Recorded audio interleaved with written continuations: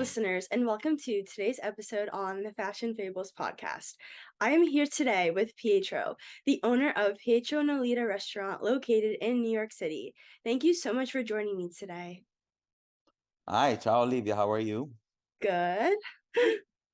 I'm glad that I got the chance to meet you. I'm sorry if I didn't meet you at the restaurant, but here we are. Yep. Perfect. So let's get right into it. Let's begin by chatting a bit about yourself and your career path. What really led you into this restaurant business? Yes. So I was born in Milan 40 years ago, and I moved to New York maybe 20 years ago.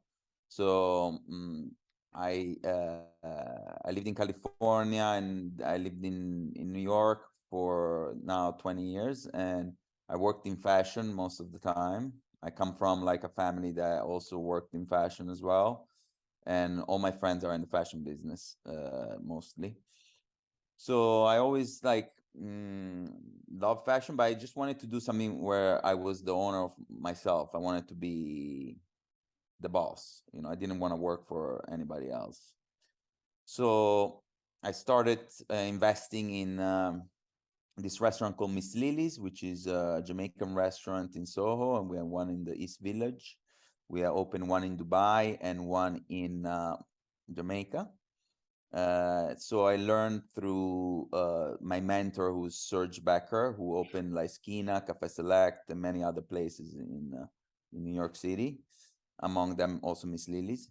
And so I just worked with him a little bit. He took me under his wing, and I just learned the process of a restaurant because I have no clue whatsoever how to run back then I didn't know how to run a restaurant. So one day out of the blue, after like few months I was working with him, I was also like taking a class on management to understand management. I decided to He called me and he goes, Pietro, I got a perfect place for you. It's tiny, you can run it by itself, has a full liquor license, which is very rare for tiny places.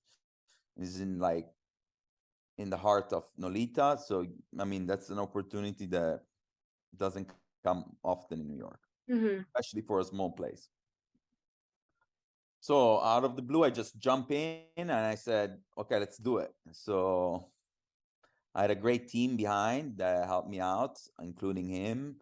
And I just did my due diligence, and I just decided to go against, I just wanted to go. I look back into my life and I look what, what was like, what was missing of Italy in New York. And when you go to Little Italy, which it breaks my heart to say this, but it's like it's not Italy. Mm-hmm.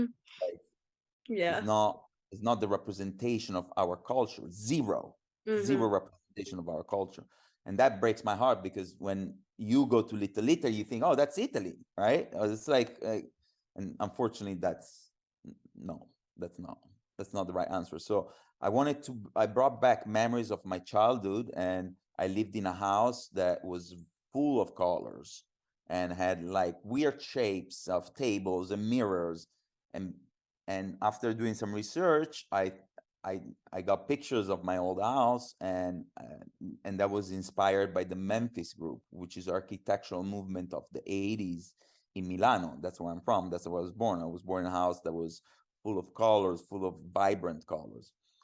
So when I was speaking to my interior designer, Jeanette, she was I gave her so many ideas, and that's what I wanted to do. So I wanted to bring back what Italy was, a representation of Italy for me. So I put it into the restaurant, and also with like fresh pasta, because not a lot of people do fresh pasta. So we wanted to do fresh pasta, which is like more labor, but it's that's the way to do it. And so my mom came by as well for 3 months, and with my Italian chef at the time, his name was Oliviero, and he's from Sardinia. We came up with a menu, and so we play around it, and we came up with a menu, and then now we're changing it all the time.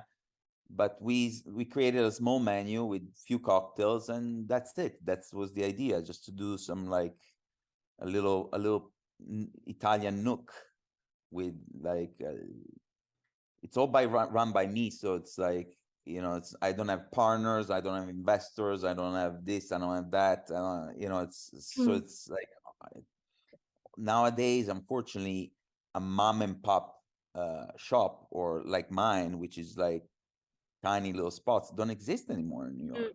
Now it's like big groups that have like they have like many different restaurants, and they run it like that. So right. they get injection of money. If one goes bad, the other one goes well. So they find money, they find investors, they invest. So it's all like some big corporations. Little restaurant like mine, they're like dying. It's a dying breed. But luckily it's been 6 years and we're doing very well. So God bless. Oh, that's amazing. Yeah, what you're saying makes a lot of sense, especially since I visited myself, like the intricate tables, the cutting of it. I feel like sometimes when people go into a restaurant, they don't realize those small details, but I'm sure you put a lot of thought into that so that it is curated to what you believe is a true representation of where you come from and your culture. And I think that it is inspiring that it is such a tiny place. However, the food there is very fresh and you can tell because I don't know, just the pastas and stuff, they just taste like very authentic and stuff. And I noticed the heart-shaped raviolis, like just unique things that I feel like make your restaurant what it is. So it's very also amazing that you don't have any partners because running a restaurant is not an easy task by any means. And so I'm sure you do feel overwhelmed sometimes or just wanting to keep up to date with the menu to make sure that people are happy with what you're putting out there for them. However, um, just that mindset about doing it on your own and being your own boss, I'm sure has taken you far and will only lead you to success in the future with your business. Thank you. Yes, it's it's, to me, it's the hardest criticism is when people criticize my food, because I know how much love gets put in, and the quality of my ingredients, and the research that goes into, and the labor that goes in is like so much. And when someone, unfortunately, I cannot please everybody because my place is very popular. We get people from all over the world with Right. different, they have their own representation of what Italy is, right? So the way I cook my pasta has to be al dente, has to be this, has to be that, and there is no, we don't put like cream, which is illegal, should be illegal in any Italian restaurant to put cream in pastas, but a lot of Italian restaurants do. So people are accustomed to certain things that I don't do, and it's hard to please everybody. And I think, sometimes people love it, sometimes people don't like it, Right. and I'm trying to accommodate them, but as I said, it's hard to please everybody. And you can't please everybody, and it's more important that what your brand stands for and the quality just remains constant. And you know Correct. there's a million different people in the world that have different tastes, so it's really not a reflection of you, it's just a reflection on maybe their tastes. And so Correct. it's sometimes easy to overthink, especially since you are the primary owner, but I think that you shouldn't take it super personal. Um, Correct. Yes, I'm learning every day. you know mhm, and by the way, today's it's October is breast cancer month, mhm, and we, unfortunately, nobody really noticed it, but next to us we have a sign. We collaborated with like a breast cancer um, company, where, so if you take a picture you can donate $1 and you can scan it over there, and then since we're pink, they're pink, we decided to do a collaboration. So it's nice to, it's pink, it's pink breast cancer month, yeah, so that's that good is to very nice. mention it. Yes.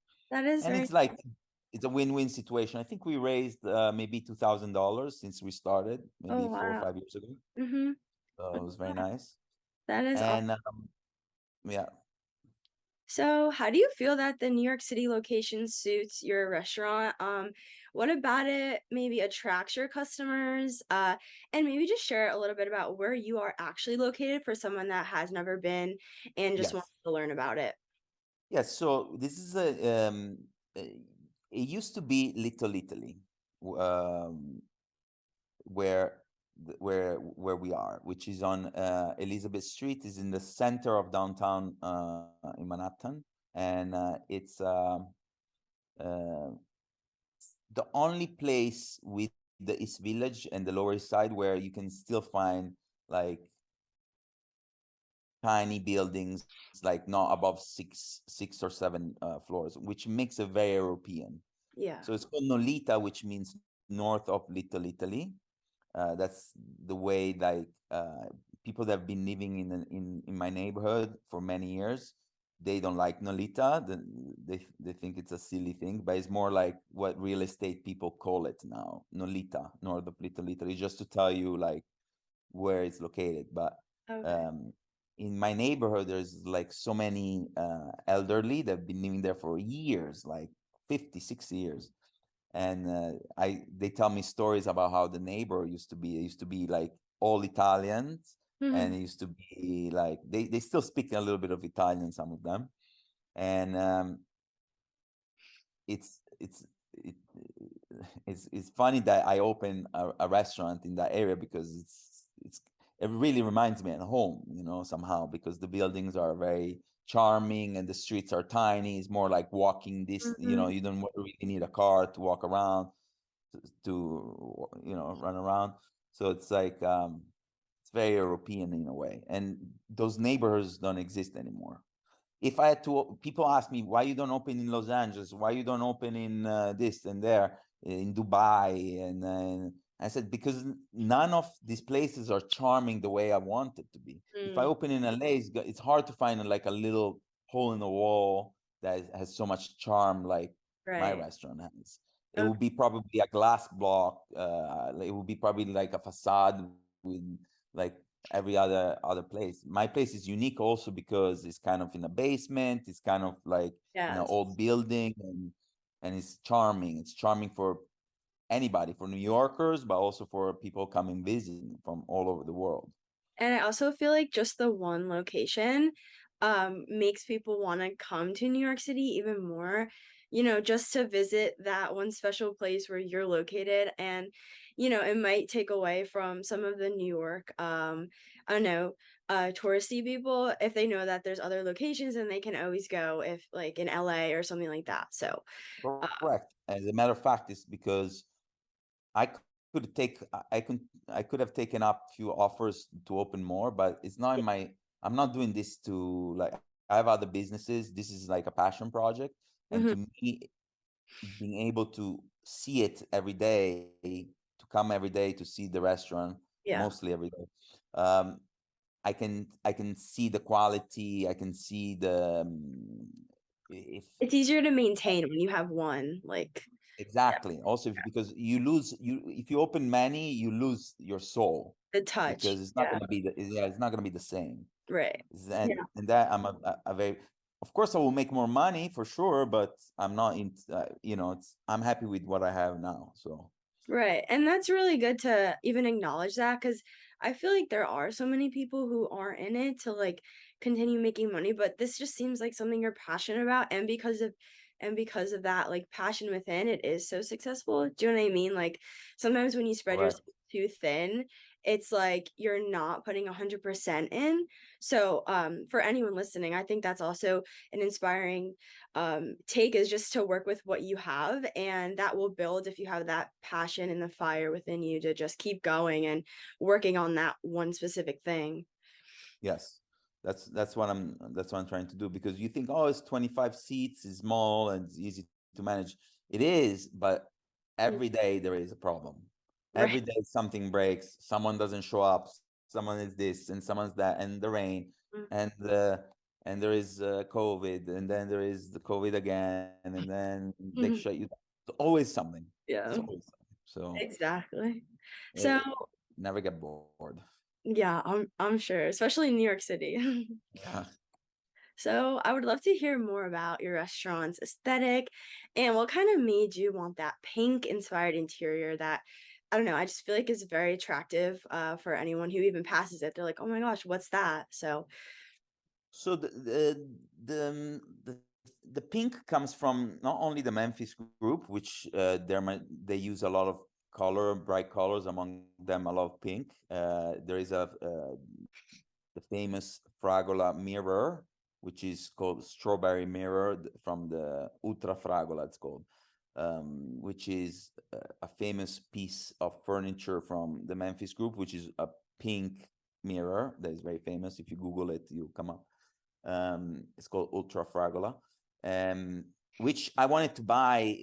Which I wanted to buy, and I called my friend in Milan, who's an architect who worked with Ettore Sozzas, who's the founder of the Memphis group, who now passed away. And I called him and I go, Pietro, he goes, to find the original one, it's like very expensive, probably $10,000 to $15,000. mm, And then when he gave me the measurement, I says it's not gonna fit in the restaurant. mm, It's because yeah, it's big. It's a very right. it's like a tall, like six more than 6 feet. So it's hard to fit in my restaurant that it's only 1,000 square feet Yeah. total. Yeah. So that was the idea of also pink comes from my mom has an apartment in Camogli, which is close to Portofino, which is 2 hours from Milan. And the building was like a pink pastel colors building. So we had an apartment on top floor. And so we would go there every summer. So growing up, we would say, oh, let's go to the pink house, Oh, That was the inspiration of, if you Google Camogli, it's like a tiny little town in the Ligurian coast where pesto is invented. So oh, that's where pesto was invented. So I was like, we would go there. We would go to the same store. I just got back from Italy, so we went to this Fiorella, which is a store, and she's been there 40 years doing the same thing. oh, wow. Actually, she just bought a pasta machine, so we're talking about pasta machines and how to make fresh pasta machines. So it was super interesting, and she has, she's been there for more than 40. I'm 43, so she's been there for like 50, 60 years, and she's Oh, still wow. there working. It's Oh, crazy. And she it's loves it, beautiful to I guess. see.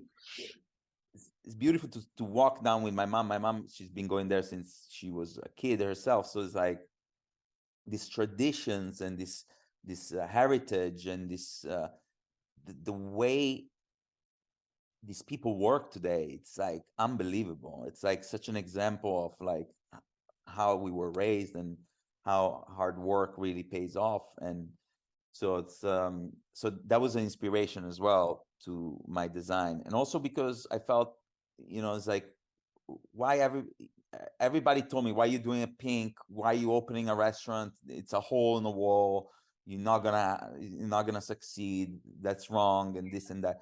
I just said, you know what, I'm gonna do a pink, and it's gonna be pink as fuck. And that's where the motto came by. And luckily I have very good That's friends that awesome. supported me. In as soon as I opened, I got articles on the New York Times, Architectural Digest, on all the best magazines. Yeah. And my friends were wearing shorts to events, and it's like, you guys are crazy. You guys wearing pink as fuck shirts. You guys gonna get, like, I don't Mhm. know. But nobody ever complained about the word pink as fuck.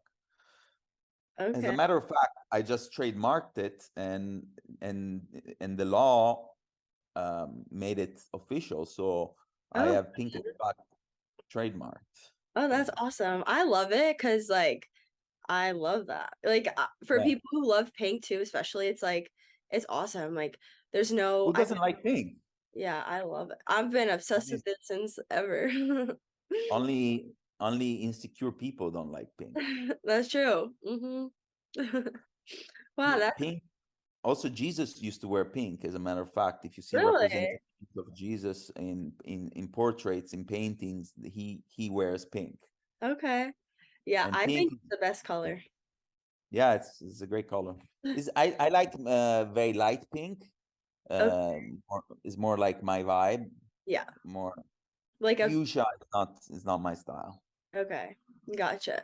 Yeah, I think that the moral of this story is that there's gonna be people who don't support you with anything. So it's like you can Correct. listen to them or you can follow your passions and go on with an endeavor just like Pietro Nolita, and it has grown and it's successful, and that's because you didn't listen to external factors trying to persuade you otherwise, because sometimes what it comes down to is people just don't want to see you succeed, and like that's not your problem kind of thing, and you just got to do what's meant for you. And yeah. Yes, correct. Unfortunately, that's it's a new business for me. So now it's been 6 years. So now my skin is thick, so I can take it Yeah. better. But still, it's like I'm learning every day. Yeah. And it's just important to like remember the progress you've made and to like always set goals so that you kind of know, I don't know, since it is a well-known place, like what do you want? How do you want it to grow? What else do you want to see it do? So all those things. It's also like I think it's very personal in the way it makes you keep you humble and makes you appreciate life to see like how like your kitchen works very hard, or Right. how like for example there was like one of my dishwasher had an emergency, so on a Saturday 8 o'clock he left. He was apologetic by his mom was not feeling well, had to go to the hospital. Guess who's doing dishwashing? That was me, Yeah. which was good because I did it at the beginning when we were like short of staff, and the first year when we opened, like we're trying to save every penny. Um, and then after, yeah, so you never know. Yeah. You And never it's like know. never bad to learn new things. Because it's important and you want clean dishes, so somebody has to do it, you know? Oh yeah, of course. I mean, that's like that's my whole vibe. I know the place is small, but I'm trying to get you guys a good experience all the time. Sometimes I Right. succeed, sometimes I don't. So, Yeah. So, can you talk a bit about your menu now and like how you incorporate this pink theme with your food available? good question. Good question. So I never wanted to do. I did not grow up with pink food. So to me, in my head, there's no. For the first 5 years, I did not want to have anything pink that involves food. Mm, So also because it's just not like what I grew up or what my mom cooked. So it was not, it was nothing that I relate. right. During the pandemic, I did a big switch where I just revolutionized the kitchen. I hired a chef, and he helped me out with the new menu, and we tried to, come up with different ideas. And so for Valentine's Day, he goes, Pietro, let's do we because we reopened business on Valentine's Day. Okay. So that was For because COVID. we were closed, but yeah, on 2020.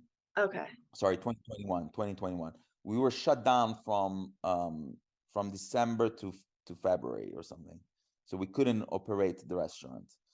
So at that time, I took like a month. I said, you know what?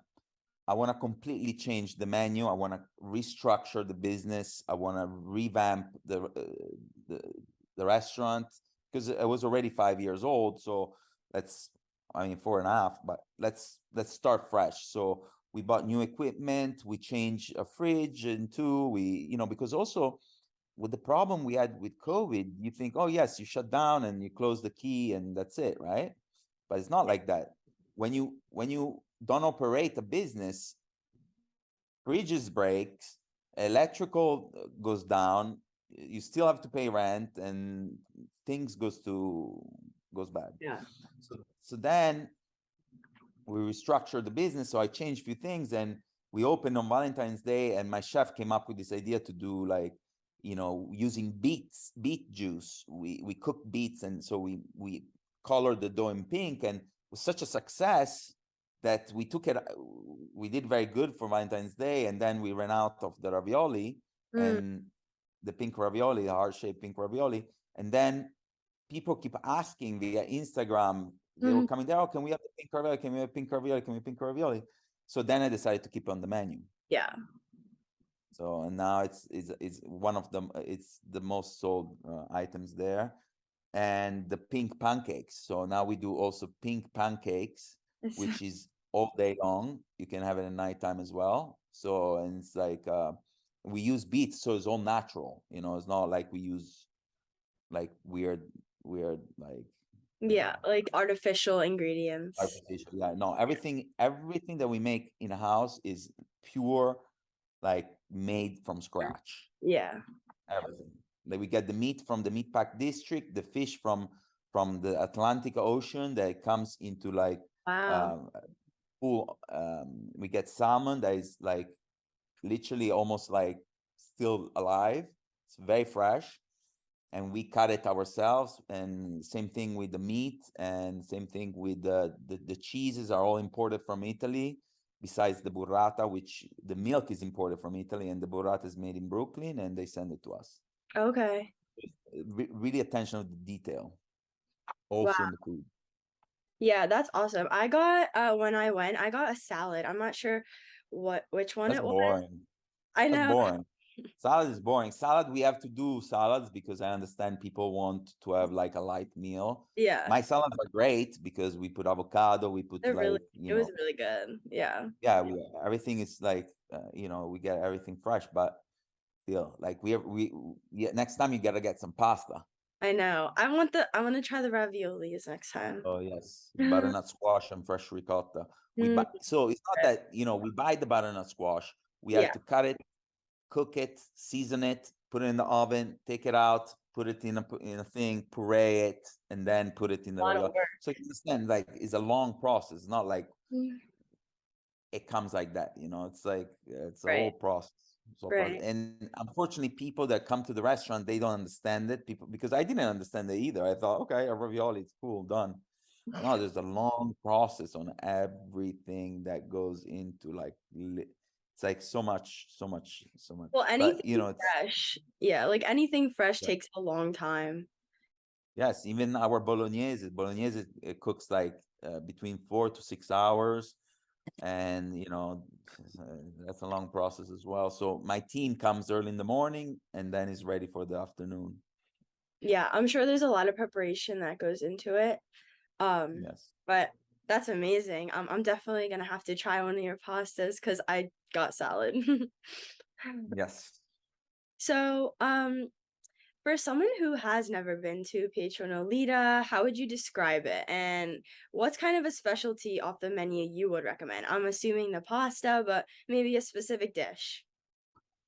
Yes, so Pietronita is like a quirky little different spot. It's like a cheeky Yes. trattoria, right? Yeah. I would say that the vibe of the food is very trattoria, and but so I think my favorite pasta there is the carbonara, which is the recipe of my mother, Oh, and it just we carbonara is typical from the south, from the center of Italy, from Rome, but my mom did it in a different way, and so it still tastes the same, but we use different ingredients, and we add Parmigiano Reggiano, which is typical of our region of yes. where Milano is from.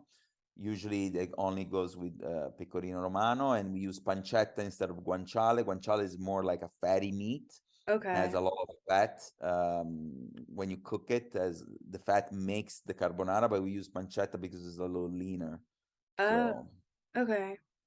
yeah, so that was the one that I recommend to people. Usually, is my favorite, and we get the pancetta imported from Italy too. So because you cannot find pancetta is pretty much bacon, but the bacon here it's like um, So you get most of your ingredients either from New York City or imported from Italy?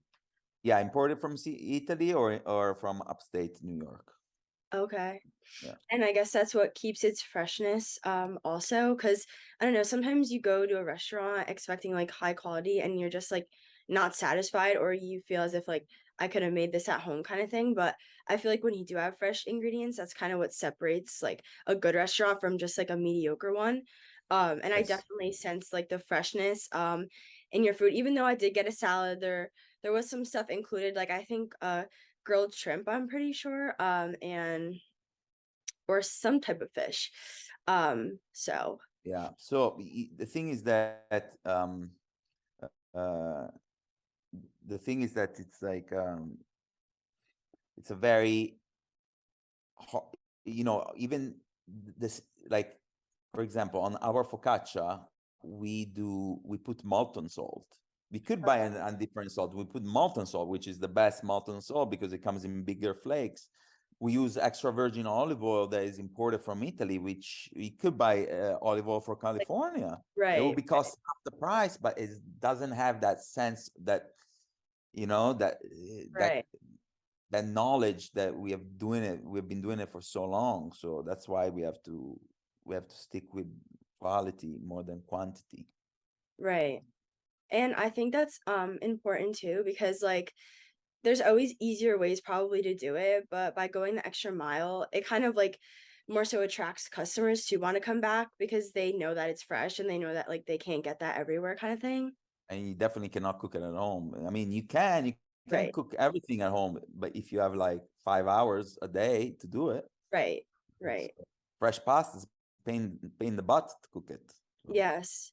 I know. My family has tried to make raviolis and pastas, but it either breaks or something goes wrong with it. So, time consuming too. You have to yeah. be precise with the water and the this and that.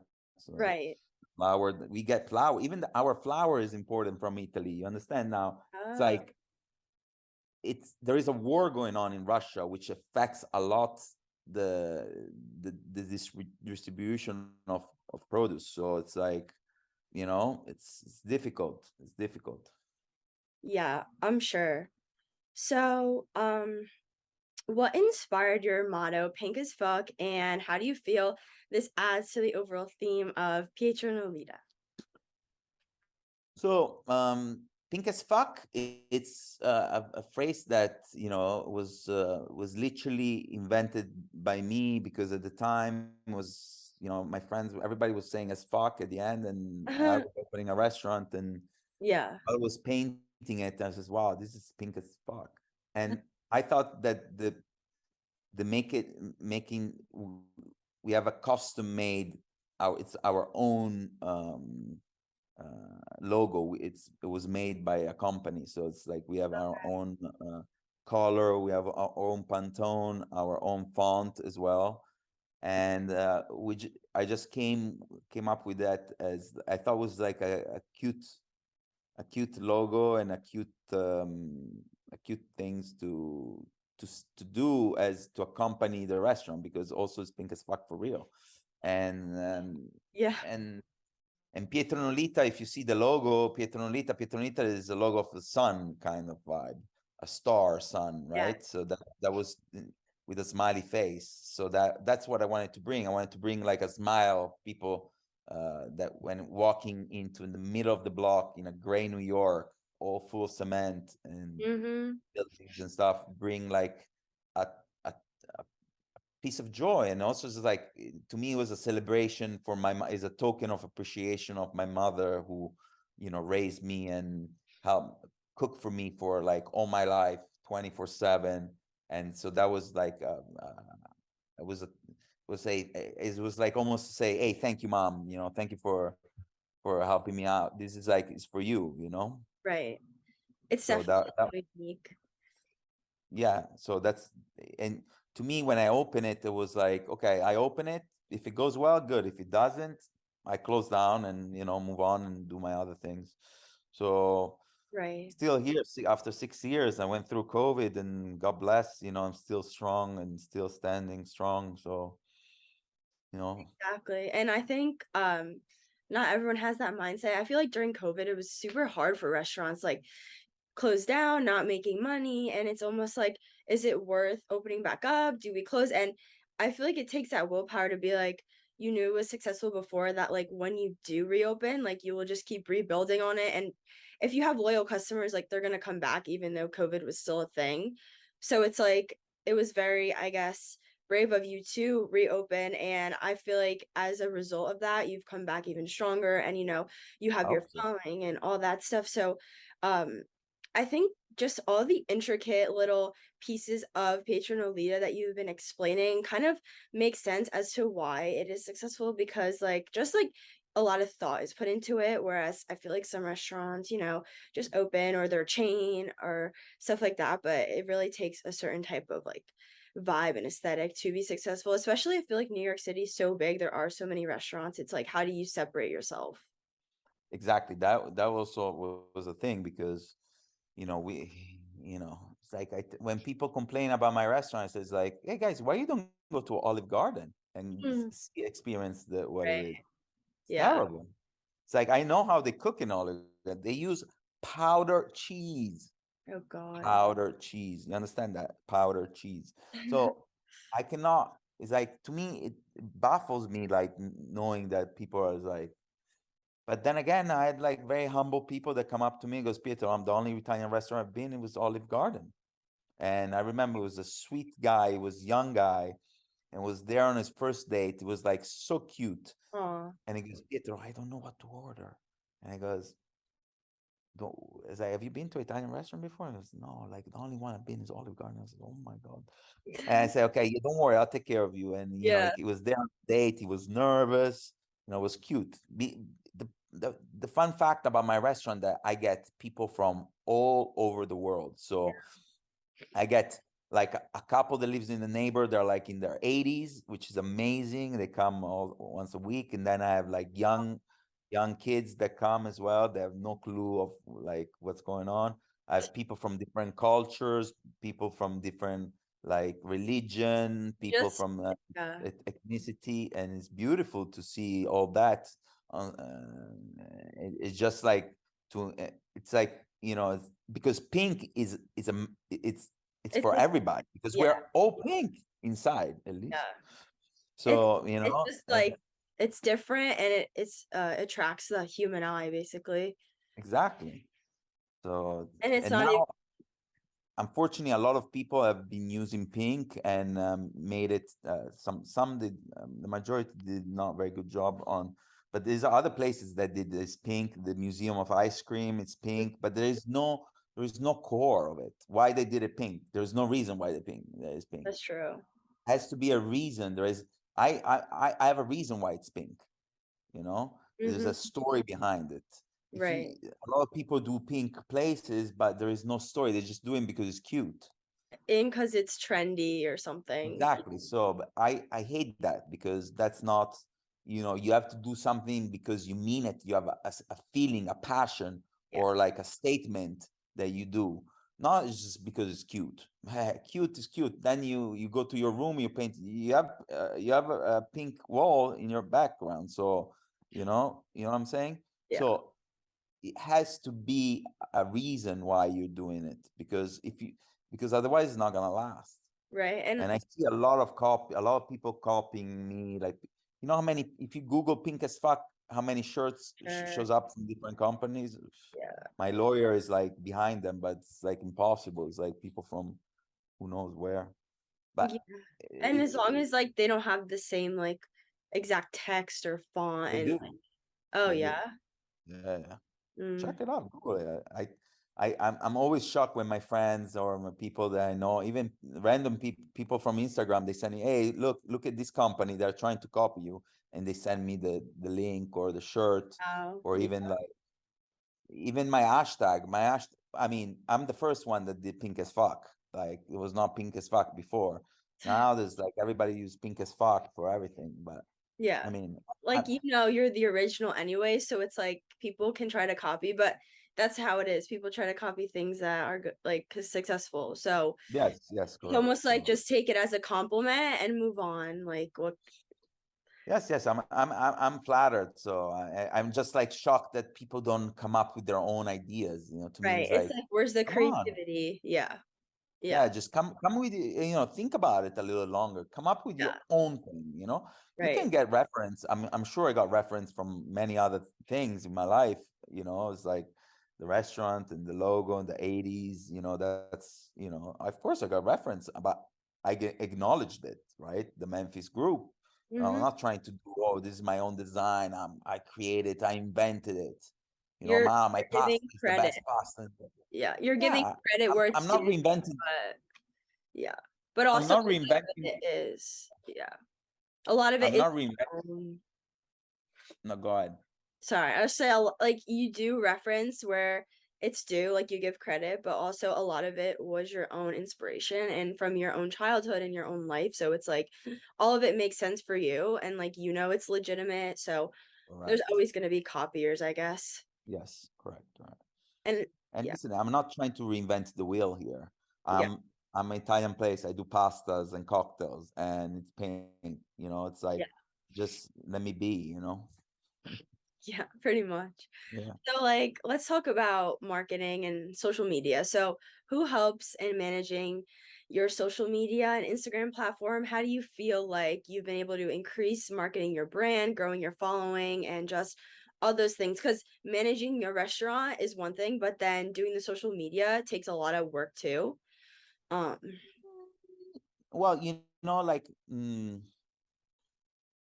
so I have pinkasfuck.com as well, which is my pinkest, is my merch, yeah, who my wife helps me out with that because I have no clue how to, you know, we mostly sell at the restaurant, but if someone lives in Alabama and wants a pink as fuck shirt, they can order online, yeah, which is great. I mean, my wife did that website. But for marketing, I was very lucky that I am verified on Instagram. I have no clue why. I never asked it. One day I woke up and there was like a blue dot there. Um, I guess I have a lot of connections. I've been in New York for 20 years. I know a lot of people. My Instagram, the way I do Instagram, I do stories when I'm at the restaurant and for food and pink stuff that I have that people send me or I see it online and I research it. And I post once a week. So I really want to get it's like a pain in the ass having Instagram. I post once a week. One week I post a funny pink thing that I like, and the mm, following week I post food pics. Food pics don't get much love. Pink pictures get more love for sure. And I never bought followers, so my followers are those that I have. And unfortunately, now there is TikTok that people tell, oh, you gotta go on TikTok, you gotta go on TikTok. But I think I moved a little. I don't want to do TikTok. It's not my. Also, someone took Pietro Nolita already, so I have Pietro Nolita NYC. So someone has Pietro Nolita and took it. They are not using it, but oh, it's really? yeah. So I'm not. I cannot. I would not. I mean, TikTok. Sometimes I get myself into TikTok and I look TikTok. Oh my god, I get lost. It's a Yeah, drug. You get lost for hours, like looking at it's this true. thing. It's like useless. It's yeah, So I'm not. I'm old school. So I grew up without a phone. So to me, having Instagram, yes, it's good. It's a double-edged sword, right? So it's good for communicating things and do funny stuff, but I don't want to use it too much. right. And I think that you already have a following. So it's like by having that Instagram, it's kind of just another way to promote yourself. And I would just think of it as fun, like something that you enjoy. I mean, it's very aesthetic because a lot of your dishes like go hand in hand with each other and there's a lot of pink that works, but I think the importance of the social media thing is just finding what works for your personal brand. You can have TikTok, you don't have to. I mean, Instagram's more than enough. I feel like a lot of people are on Instagram, so it's like, not everyone does have a TikTok and that's totally fine. Yeah, because also like my core is not your age. The core of people that come to my restaurant is people between 25 and 35. Okay. So because people that drink and stuff. So Yeah. eventually, Which yeah, when is your birthday? June 20.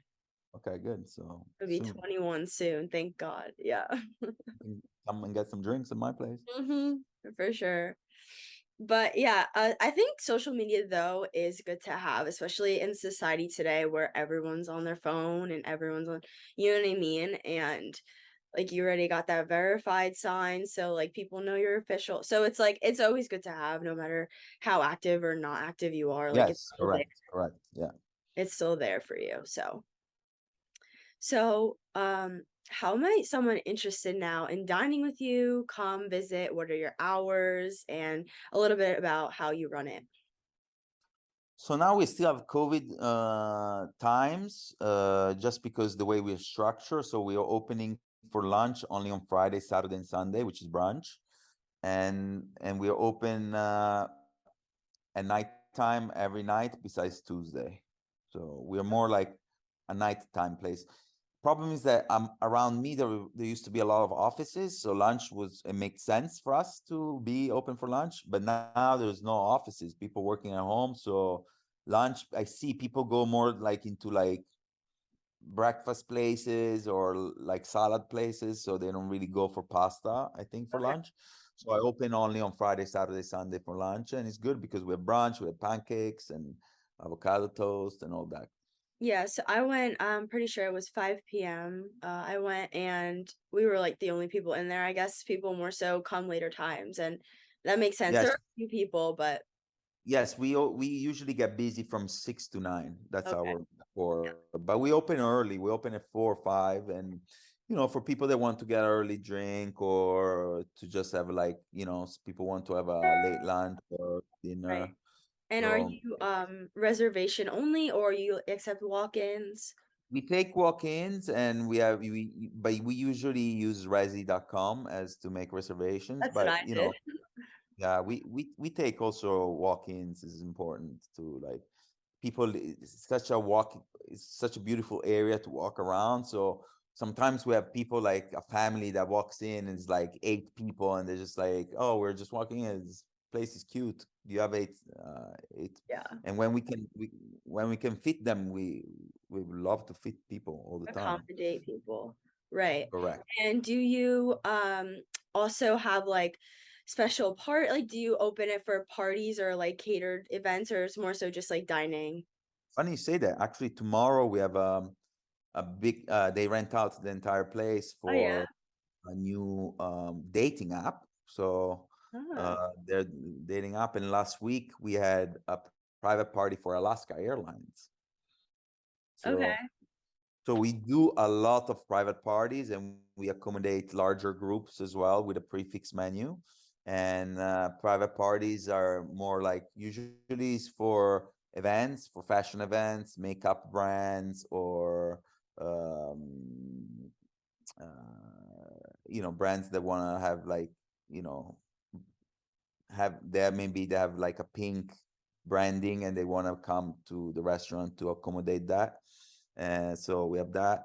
And then yeah, so we open pretty much only Tuesdays. We're closed just because for now it's structured this way, Yeah. but eventually we'll see. Actually, I'm fine like that because it's good to have one day of break. It's more You European need style. it. Yeah.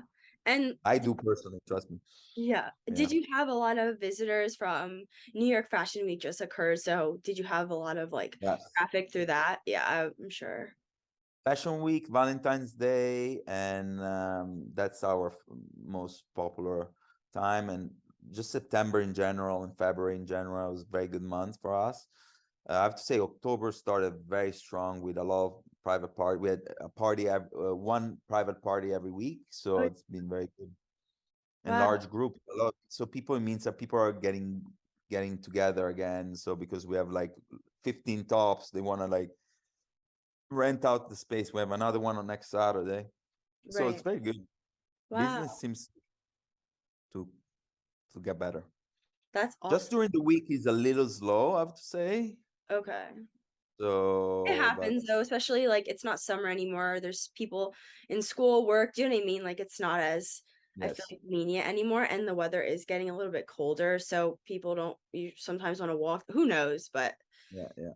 and then finally, Pedro, what are some ways people can stay in contact with your brand or make reservations or just stay in touch with your whole entire restaurant? I think through Instagram is a great way to connect, or if you want to get serious about inquiries about private parties or collaborations or this and that, just to send an email to pink@pietronolita.com. Those two are the best way. I'm trying to. We have a cell phone. We have phone number, but it's like it's usually people calling when we're busy, and it's like we don't have time to start like chit chatting. So I think the Yeah. best way to connect is Instagram or email. Awesome. Thank you so, so much for coming on today. It was awesome Yeah, learning thank about your you. brand and your restaurant, and I'm so glad we were able to chat. Absolutely. Thank you so much, and come back for some pasta this time. I will.